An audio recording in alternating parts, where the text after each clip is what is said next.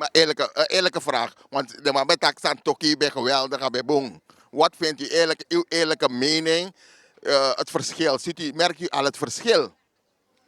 Dan een nieuwe president. Zo snel, het is, na bijna 2 jaar kan je dat zien. 1, 2, 3 ga je niet kunnen zien. Maar ik zie al het verschil. Want een volk die rustig nou. Ik lijk als een volk. Ja, klopt. Klopt, kijk, ze afwachten toch? Afwachten. Iedereen gaat kijken wat kan deze president nog doen. Ja, maar als je zo terugkijkt, samen met beloof en nu, dan je ziet dat het heeft het niet waargemaakt. Nee, tuurlijk niet. Nee, tuurlijk niet. Hij was meer in theorie. In de theorie was hij bezig, maar in de praktijk, dat helpt niet. Maar zou zo iemand weer de kans moeten krijgen om weer president te worden van Suriname? Nee, nooit meer. Nooit meer. Dus dat volk hij op met andere woorden. Tuurlijk, je moet de jongeren de kans geven. Ja. Ik ben ook te oud om te gaan.